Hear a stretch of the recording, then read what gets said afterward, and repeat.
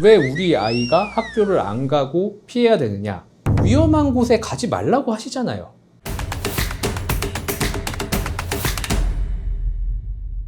학교폭력으로 걱정을 많이 하시는 분들 있죠. 특히 피해 학생 학부모님이라면 더더욱이나 우리 아이 피해 이런 부분 때문에 많이 고민도 하실 텐데요. 그럼 피해 학생의 부모로서 어떻게 대응을 해야 되느냐, 이런 부분에 대해서 오늘 알아보도록 할게요. 네, 안녕하세요. 법무부인 파트 1의 박종민 변호사입니다. 먼저 주의해야 할 점 한 가지 말씀드리면은, 오늘 말씀드리는 사안은 일반적인 학교폭력 사안을 얘기를 해요. 심각한 수준의 폭행을 당했어, 아니면 성폭력을 당했어, 이런 바로 학교에 알리시고 바로 경찰에 신고하십시오. 오늘 말씀드리는 거는 일반적으로 학교 생활 과정에서 일어나는 학교폭력에 대해서 말씀드리는 거니까 그 부분은 먼저 주의하셔야 된다.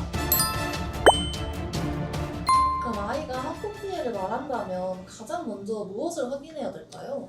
일단 자녀의 안전을 가장 최우선으로 생각을 해야죠. 얼마나 우리 아이가 도움이 필요한 상태냐, 이걸 먼저 확인을 하셔야 될 거고, 얼마나 다쳤니, 얼마나 아프니, 내일 혹시 학교에 가는 게 걱정이 되니, 이런 질문들을 통해서 학교폭력이 계속된 상황에 우리 아이가 노출이 되어 있는지, 그리고 다른 추가적인 피해가 발생하지 않을지, 이런 부분들을 확인을 해야 될 겁니다.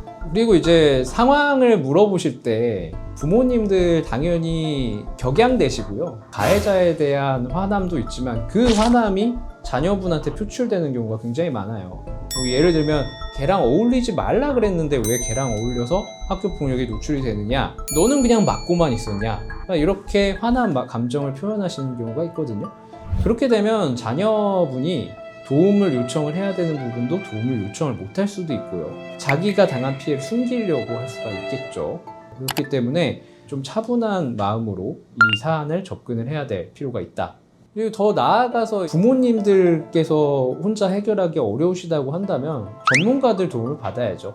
예를 들면 뭐 상담기관 아니면 병원 이런 데 가셔서 진료를 받으시고 이제 안전한 상태로 차분하게 만드는 게 최우선적으로 해야 될 일이다.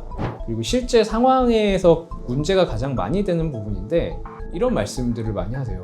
우리 아이가 학교폭력 피해자인데 왜 우리 아이가 학교를 안 가고 피해야 되느냐, 가해자를 다른 데로 보내라, 이렇게들 많이 말씀을 하시거든요. 위험한 곳에 가지 말라고 하시잖아요. 그것처럼 부모님들이 판단했을 때 학교가 지금 위험한 장소라고 생각이 된다면 자녀분을 학교에 가지 않도록 하는 게 중요할 수가 있고요. 학교폭력 피해로 인해서 출석하지 못하는 기관들 같은 경우에는 출석으로 인정할 수 있는 규정들이 마련이 돼 있어요.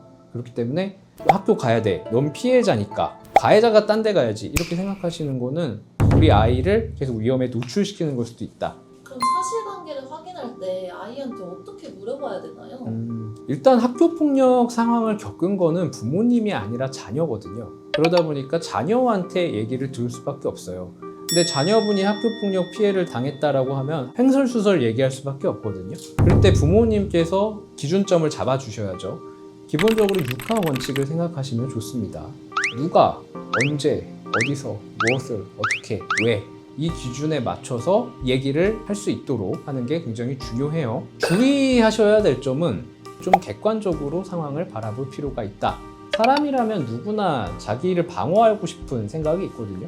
특히 부모님한테 혼날까봐 내가 잘못한 거는 빼고 상대의 잘못된 것만 부각시키거나 아니면 피해를 과장하거나 이럴 수도 있으니까 그런 부분을 좀 염두에 두시고 얘기를 들어보실 필요가 있겠다. 그리고 부모님들께서도 마찬가지인데 자녀분한테 뭔가를 암시하는 말을 하는 경우가 많아요. 걔가 먼저 잘못을 했지, 너 예전부터도 계속 당했지, 일종의 암시를 주시기도 하거든요. 근데 그게 그때 상황에서는 전혀 도움이 안 되기 때문에 좀 자제하실 필요가 있겠다. 객관적인 상황 판단이 중요하다. 그러면 증거를 보관할 때는 어떻게 보관을 해야 되나요?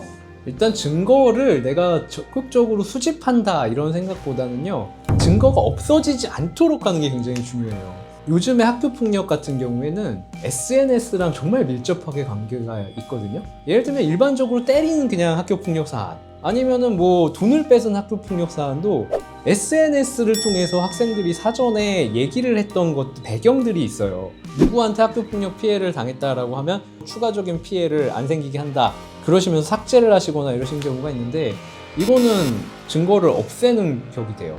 그렇기 때문에 이건 그냥 남겨두시고 보존을 하실 필요가 있다. 그리고 만약에 자녀와의 얘기를 통해서 학교 폭력 장소가 특정이 됐다고 한다면 그 장소에 이제 CCTV나 이런 것들이 있는지 한번 확인해 보실 필요가 있겠죠.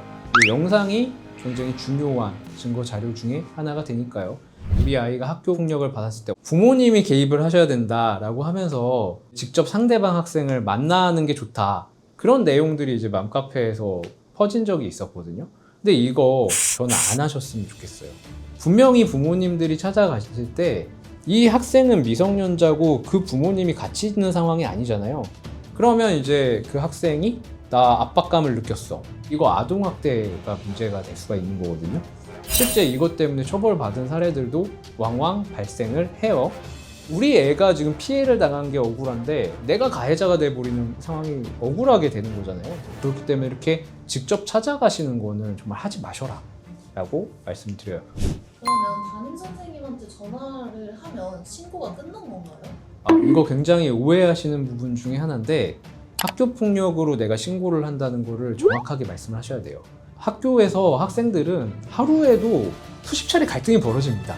이런 상황들이 너무 많이 벌어지다 보니까 선생님 우리 애가 이런 일이 있었어요 라고 얘기를 하는 건 선생님의 입장에서 어떻게 들리시냐면 애들 사이에 좀 화해를 시켜달라는 거구나 이렇게 받아들이시는 경우가 대부분일 거거든요.